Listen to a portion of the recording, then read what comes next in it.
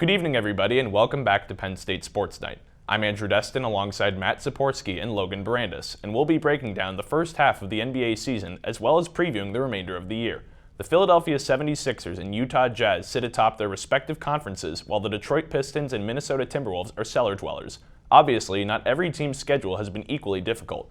Taking a look at both conferences, Matt, which teams do you think have had the easiest and hardest schedules up to this point in the year?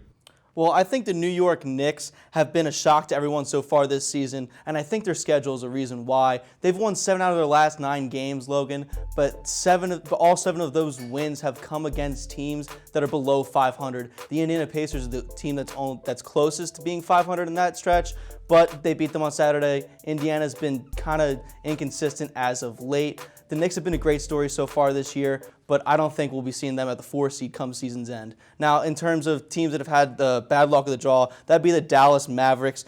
The Mavs have statistically had the toughest season so far in terms of strength of schedule. They had a stretch where they had to play the Nuggets, the Jazz on back-to-back, and the Suns on a back-to-back. 5 consecutive games, all losses. They've been without Kristaps Porzingis, who you see right here, for a long stretch of the season.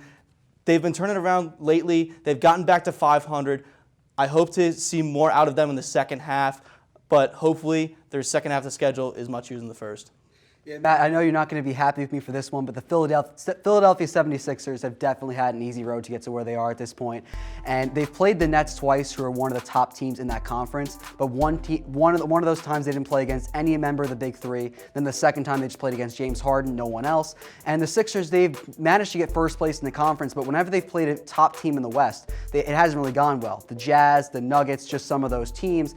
And when they've played some of those teams that are lower in the East as well, it hasn't really worked out as well. They're 0-2 against Lamar Stevens and the Cleveland Cavaliers, just to name an example. But the 76ers, they've gotten a majority of their wins off of teams that are kind of mid-level in that conference, but they're struggling to this point. The Miami Heat, the Boston Celtics are some of those teams that have not really figured it out yet to this point in the season, which brings me to the hardest schedule that I think in my mind is the Miami Heat.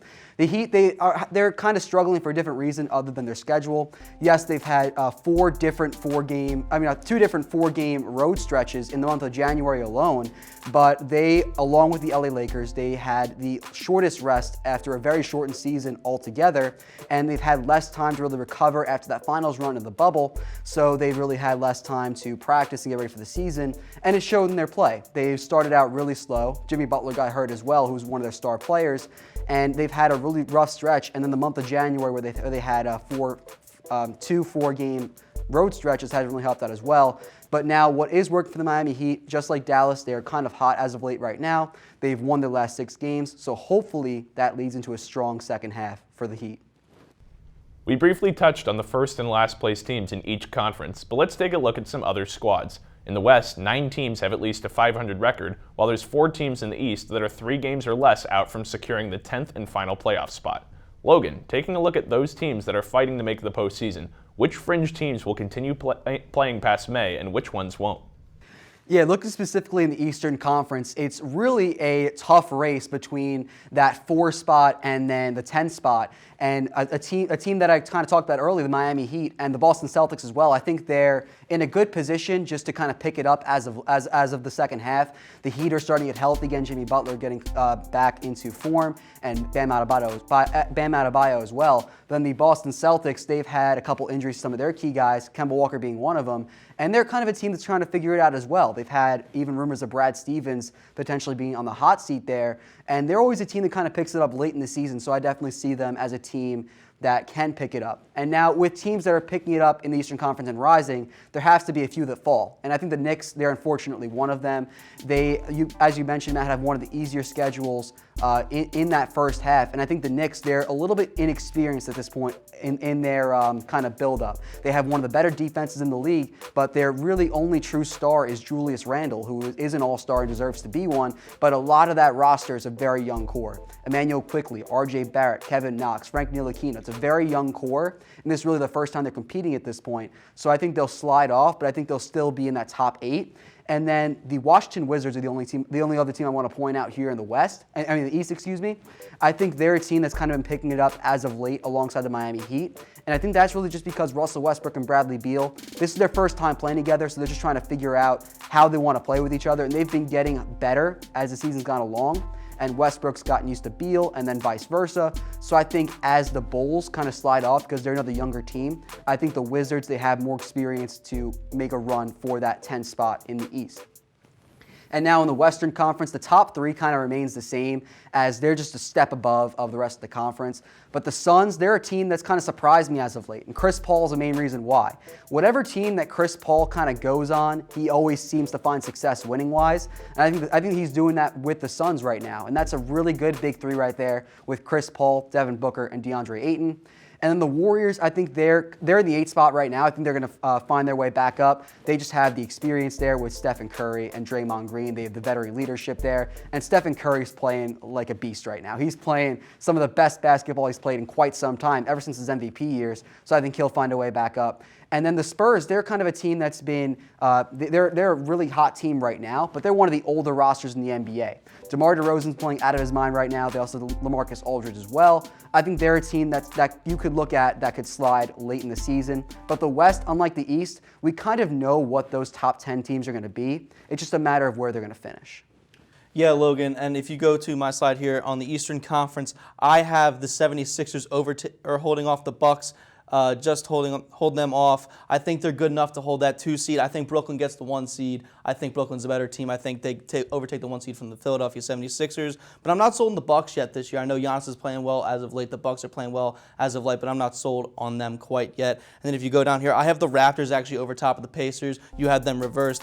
I think the Raptors are starting to play really well. I think they're starting to get back together after their tough slide in the beginning of the year. Kyle Lowry, it looks like he's going to stay put after some early season trade rumors there. I think they might even add a center at the trade deadline and improve their interior defenses, which have been a struggle all year for them. And the Pacers have been kind of inconsistent as of late, as I mentioned earlier.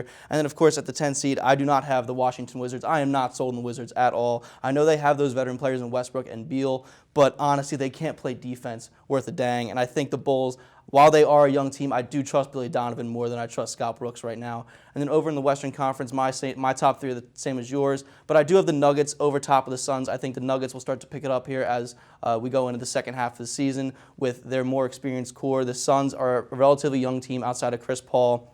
And then in the bottom three there, you see the Trailblazers, Warriors, and Mavericks. I have the Blazers over top of the Warriors. I think they're going to start to get healthy here with Yusuf Nurkic coming back and CJ McCollum. The Warriors, I was tempted to put the Mavericks above the Warriors even. I'm not sold on the Warriors right now. Stephen Curry has been great, as you said. But Logan, the Warriors, I'm just not sold on them right now. If you keep having Steph Curry have these superhuman performances, it's going to get him tired. I don't think they can keep winning games that way. And I have the Spurs and Grizzlies at the bottom as well. In the 72-game regular season of the 2020-21 campaign, there are a multitude of games that should be noted as being especially important in terms of playoff seeding. For the squads on the bubble of even making the playoffs and those that can improve their stock in the standings, Matt, are there a few games that stand out to you that we should all circle on our calendars?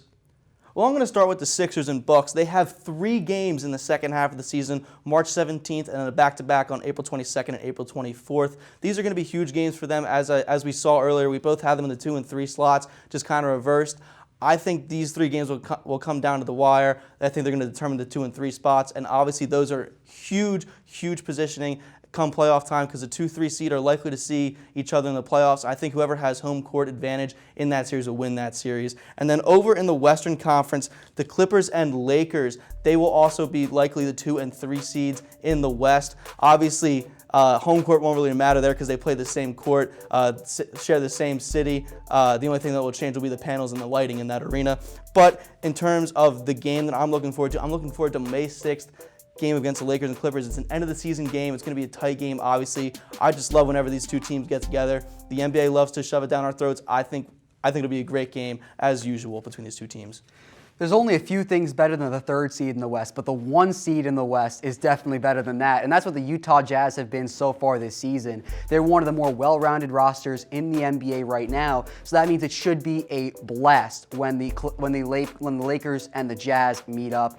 And the Jazz, they've had Donovan Mitchell, Rudy Gobert, some of the better players on that team, and Jordan Clarkson. He has become a 6th Man of the Year candidate. He is broken out.